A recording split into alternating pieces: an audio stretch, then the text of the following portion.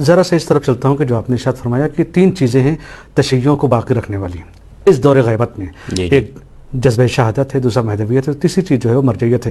اور جیسے جب ظاہر سی بات جب دشمن نے ان چیزوں کو جان لیا ہے تو حملے بھی وہ ہمارے اوپر نہیں کرے گا، ان 3 چیزوں کے اوپر کرے گا. میں چاہوں گا ادھر چلیں آپ. جی تو اسی لیے مرجعیت کے خلاف آج کام ہو رہا ہے.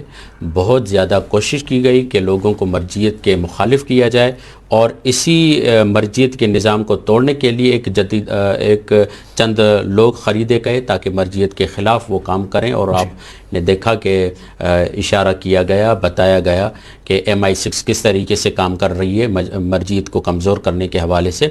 تو یہاں پر اب ہماری ذمہ داری کیا بنتی ہے؟ یعنی دقیقاً ہماری ذمہ داری یہ بنتی ہے جو مرجعیت کو مضبوط کرتا ہے، گویا کہ خود امام زمانہ کی ولایت پذیری کو قبول کرتا ہے. یعنی یوں کہا جائے گا معذرت کے ساتھ، یہ مرجعیت جو ہے جس طریقے سے ائمہ اور معصومین علیہ السلام اپنے حضور میں اللہ اور بندے کے درمیان رابطہ ہوتے ہیں، غیبت میں یہ مرجعیت ہمیں اور ہمارے امام سے ایک رابطے کا ذریعہ ہے. جی بہترین یہی ہے، اور بلکہ یہ پریکٹس ہے. دیکھیں ابتدا میں جو ایک دور تھا جب امام تقریب کی ابتدا ہوئی تو وہاں پر محدث اور عوام کا معاملہ تھا. یہ پھر علماء کرام نے کہا کہ صرف یہاں محدث اور مستمع کی بات نہیں ہوگی جو سننے والا ہو اور محدث ہو، بلکہ اسے تھوڑا آگے ترقی کرو، قوم کو بناؤ، قوم امت کی طرف آئے. یعنی جب تک یہ قوم امت نہیں بنے گی تب تک امام کا ظہور نہیں ہوگا. یہ طے شدہ بات ہے، یہ نظریاتی قرآن کا نظریہ ہے، آئیڈیالوجی ہے.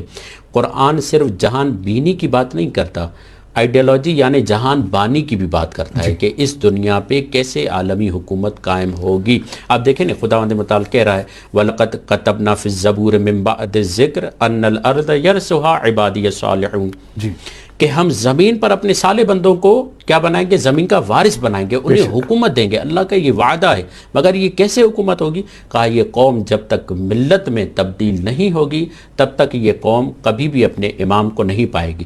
امام اور ملت کا رابطہ گہرا رابطہ ہے. ٹھیک ہے، یہ ملت بنے گی، امام ان کے درمیان آ جائیں گے. اور رسول خدا نے بھی یہ کام کیا، اس قوم کو امت بنایا ہے، ملت بنایا، امت بنایا. امام اور امت کا گہرا تعلق ہے، اسی لیے امت کا تعلق امام سے ہوتا ہے. ٹھیک ہے، تو پہلے مرحلے میں کیا تھا؟ محدث اور مستمع تھا. پھر ایک دور آیا آگے بہبہانی والوں کا، انہوں نے کہا کہ اس سے آگے بڑھو، فقیہ، مجتہد اور ملت کا. یعنی تم ہماری بات سنو گے، ہم پہ اعتماد کرو گے، ہم تمہیں ایک قوم بنا رہے ہیں، ایک امت بنا رہے ہیں. پھر ایک دور آیا جو فقیہ اور مجتہد اور قوم سے بڑھ کر ایک تیسرا دور آیا جس کی طرف کہا گیا کہ امام اور امت کا دور. اور بتایا گیا کہ جب تک تم ان علماء کو لیڈر کی صورت میں نہیں دیکھو گے، رہبر کی صورت میں نہیں دیکھو گے، تو پھر تم امام زمانہ کو کیسے رہبر مانو؟ امام زمانہ کا جو معاملہ ہے وہ کوئی گاؤں دیہات محلے شہر کا معاملہ نہیں ہے، وہ ایک آفاقی معاملہ ہے، ایک عالمی معاملہ ہے. امام زمانہ عجل اللہ تعالی فرج و شریف جب آئیں گے تو پوری دنیا پہ حکومت قائم کریں گے. اور یہ ہم اپنی طرف سے بنایا ہوا نظریہ نہیں ہے، بلکہ قرآن مجید کی کئی آیتیں اس پر موجود ہے. خصوصاً یہ تو علماء اہل سنت بھی پڑھتے ہیں. بسم اللہ الرحمن الرحیم سورہ فتح میں ہے، سورہ صف میں ہے، سورہ توبہ میں ہے والذی ارسل رسولہ بالہدی ودین الحق لیظہرہ علی الدین کلہ ولو کرہ المشرکون. یہ 2 جگہ پر ہے. اور ایک جگہ پر آیا لیظہرہ علی الدین کلہ کے بعد آیا ہے وکفی باللہ شہیدا. یعنی پروردگار اس بات پہ گواہ ہے کہ عالمی حکومت قائم ہوگی، امام زمانہ کے ذریعے قائم ہوگی. اب یہاں پر جو ہم اس بات کی طرف آ رہے ہیں کہ جب تک ہم امت نہیں بنیں گے، اس کی پریکٹس ہمیں کروائی گئی مراجعین کے ذریعے. اب مرجع کو کتنا رہبر مانتے ہیں، اب مرجع کی کتنی بات مانتے ہیں. چھوٹے لیول پہ، مسجد لیول پہ پیش امام کے ذریعے ہم سے پریکٹس کروائی گئی، عبادات میں آپ اس کی پیروی کریں.